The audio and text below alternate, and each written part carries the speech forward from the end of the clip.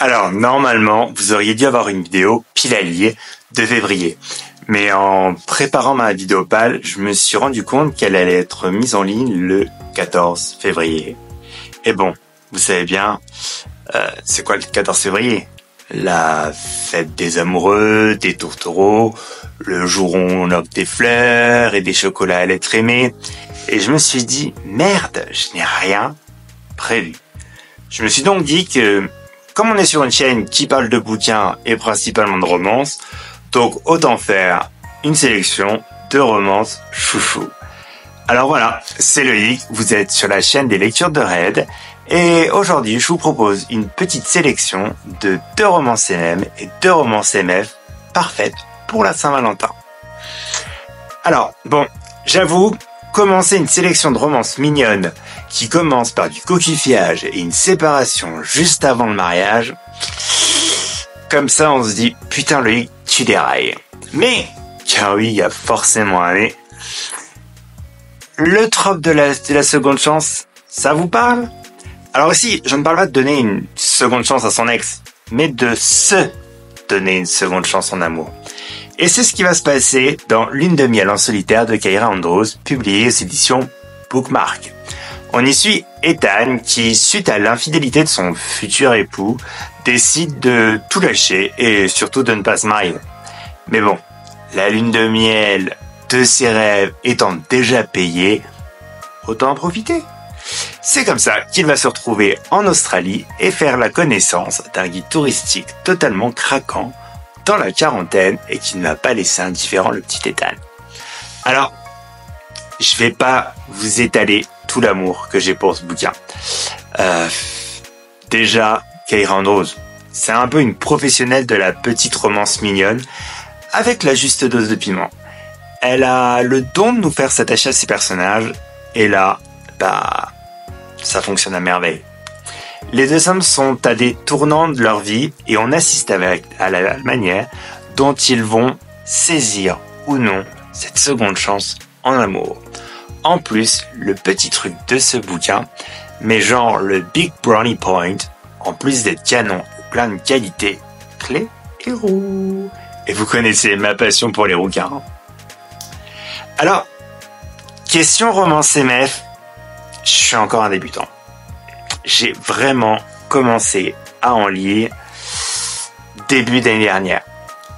Alors, quand je suis tombé sur The Spanish Love Deception de Elana Armas aux éditions J'ai lu, une petite pépite qui mêle 3 de mes tropes préférés, les enemies to lovers, les fausses relations et les relations au boulot, j'avais d'énormes attentes. Je vais pas vous en faire un résumé en 10 pages. En gros, Catalina et Iron sont 2 collègues de travail qui ne peuvent pas se saquer. Catalina est espagnole et doit se rendre prochainement au mariage d'un membre de sa famille dans son pays natal. Et bien entendu, quand elle a appris que son ex serait présent, elle s'est inventée un faux petit ami. Et qui, à votre avis, va jouer ce parfait faux petit ami? J'ai tout adoré dans ce bouquin. Elena Armas écrit sublimement bien. C'est tout simplement mon coup de cœur de 2023 et une des meilleures comédies romantiques de l'année. Et je ne vous parle même pas d'Iron, il est le book boyfriend par excellence. Non, rectification, c'est juste le mec parfait. J'en serais presque tenté d'échanger mon homme pour lui. Alors, s'il y avait bien une auteure qui était pour moi inévitable dans une sélection de romances spéciale Saint-Valentin, c'était Lucy Lennox. Vous le savez, je suis fan, j'aime tous ses titres, mais j'ai hésité sur le titre à vous parler aujourd'hui.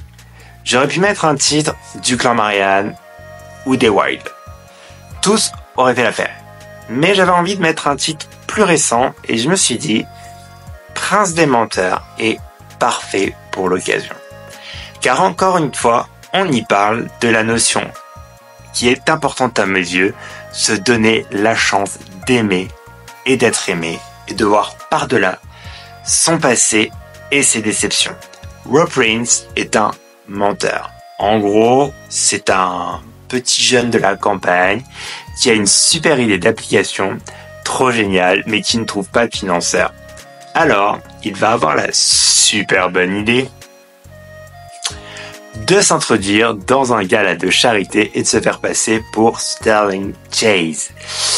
Manque de chance, il va faire la rencontre de Bash, qui n'est autre que le créateur de la société dont Sterling serait le patron.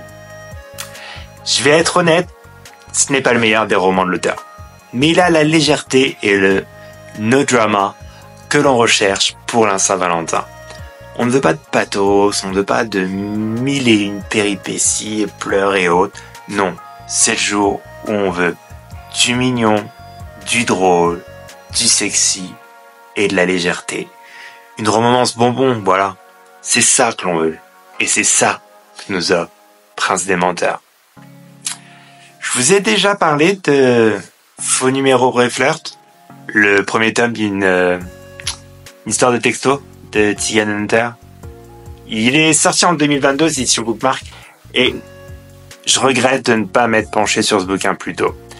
Ce bouquin a tout d'une contre-romance, entre guillemets. Généralement, une romance, c'est une rencontre idéale, une femme magnifique, un homme beau comme un dieu, super bien foutu, et avec les yeux de la couleur de l'océan. Enfin, bref, vous voyez le topo. Là, c'est pas du tout ça. La rencontre est tout simplement un problème de numéro de téléphone. Le protagoniste masculin, un geek, pas moche, mais presque banal. Mais cette addition de petites choses fait de ce livre une parfaite romance. C'est super drôle, très actuel, tant dans la plume de l'auteur que dans l'histoire, ou comment les protagonistes agissent et interagissent. Et puis, il y a toute la partie du roman qui est faite d'échanges de textos. Ce n'est pas seulement un ou deux messages.